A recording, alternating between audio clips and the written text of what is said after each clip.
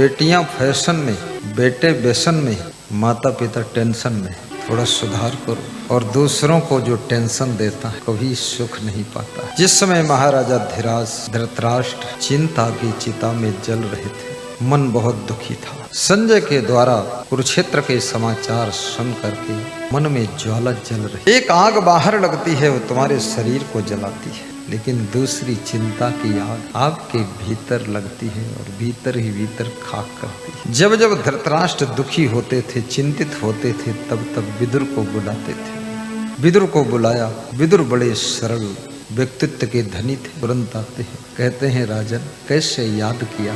आपके अंदर कुछ ऐसे गुण होने चाहिए जो लोग दुख में आपको याद कर बुलाए। आओ विदुर मेरे पास बैठो और कुछ मुझे ऐसी बात सुनाओ जिससे मेरे मन को शांति मिले। कुछ लोगों के ऐसे शब्द होते हैं जिससे मन को शांति मिले। कुछ लोगों में ऐसी प्रतिभा होती है जो पास में बैठ जाते हैं तो भी अच्छा लगता है। कुछ लोगों को देखने से भी मन खुश हो जाता है। दुनिया में कुछ लोग ऐसे हैं जो सामने पड़ जाते हैं तो दिन भर मन बेचैन हो जाता है। बड़े बिलक बिलक व्यक्तित्व के संसार में लोग हैं। विदुर कहते हैं राजन हम आपके पास नहीं बैठ सकते क्योंकि आप महाराजा हैं, मैं खड़ा रहूंगा। विदुर मर्यादा का बहुत पालन करते हैं। विद्वता हमेशा मर्यादा की सीख देती है। विदुर आज रात में सोया नहीं और दिन में भी मुझको चैन नहीं है। संजय ने जब से बताया है समाचार, मन बड़ा चिंतित है।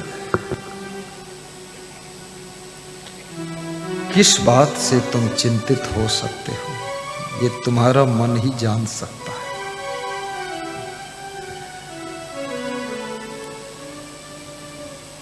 राजन अभियुक्तम बलवताम दुर्बलम हीन साधनम हर्तस्सम कामिनम चोरमा विशंत प्रजागरा।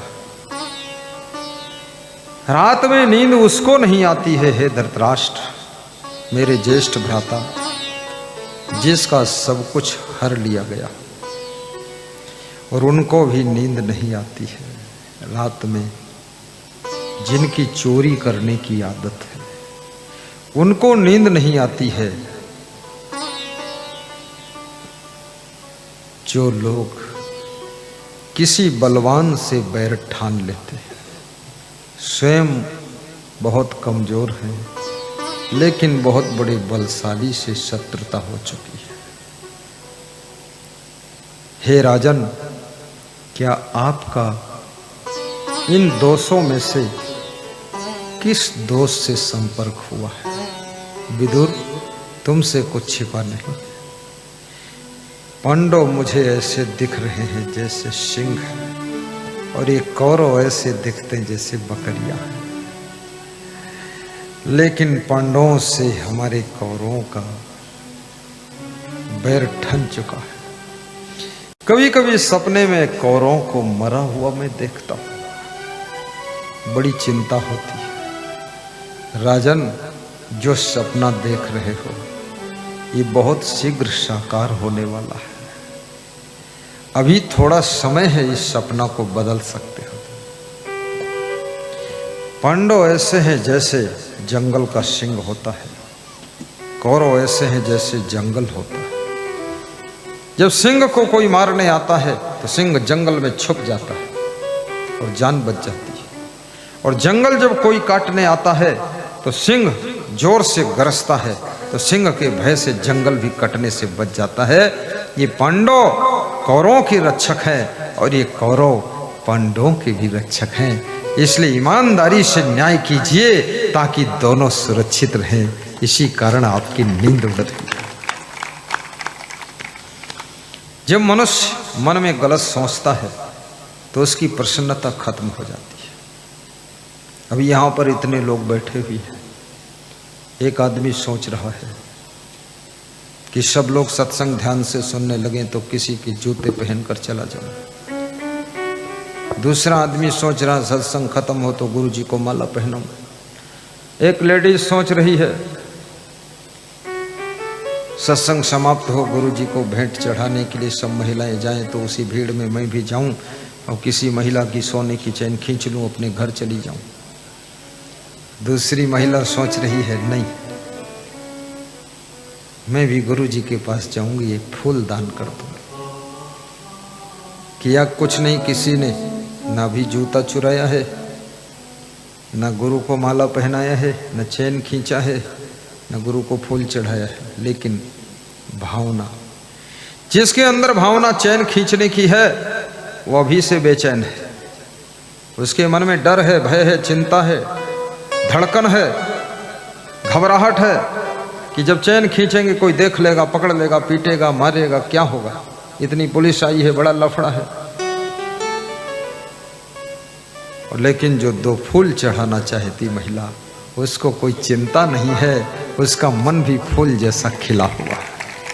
भावना का फल मिलता है, कर्म करने के बाद तो क्या होने वाला है। नास्ति बुद्धि अयुक्तस्य न चायुक्तस्य भावना न च अभाव यतः शांति अशांतस्य कुतः सुखम। श्री कृष्ण कहते हैं जिसके पास में यथा योग्य बुद्धि नहीं और जिसके पास में यथा योग्य भावना नहीं और जिसके पास में भावना शून्य है, उसे शांति कहाँ, और जिसे शांति नहीं है उसको सुख कहाँ मिल सकता है, सुख कहाँ मिल सकता है। हे विदुर, तुम जो शब्द सुनाते हो, तुम्हारे शब्द मेरे हृदय को शीतलता दे रहे हैं। और सुनाइए कुछ। राजन, संताप करने से, चिंता करने से 4 चीजों का नुकसान होता है।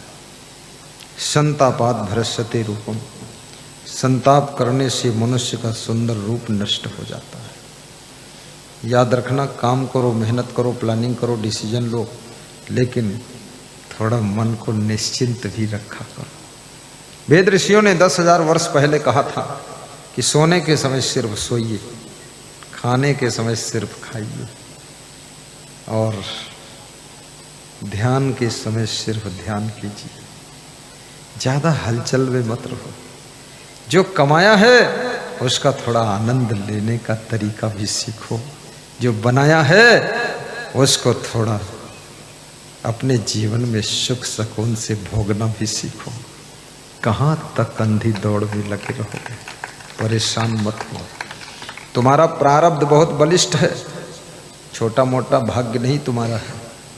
कर्म की कुंजी लगाते रहोगे, भाग्य के ताले खुलते रहेंगे। और संतापात भ्रश्यते रूपम, संतापात भ्रश्यते बलम। संताप करने से, चिंता करने से, टेंशन करने से मनुष्य का शरीर भी बलहीन हो जाता है, शक्तिहीन हो जाता है।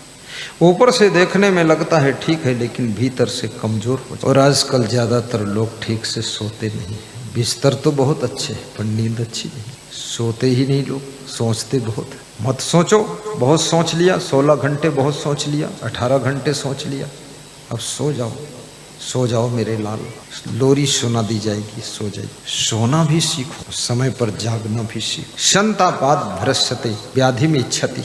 और संताप करने से, टेंशन करने से शरीर में नाना प्रकार के रोग पैदा हो, बीमारियां बहुत। इसलिए व्यास गादी निवेदन करेगी, चिंता छोड़ो, सुख से जियो।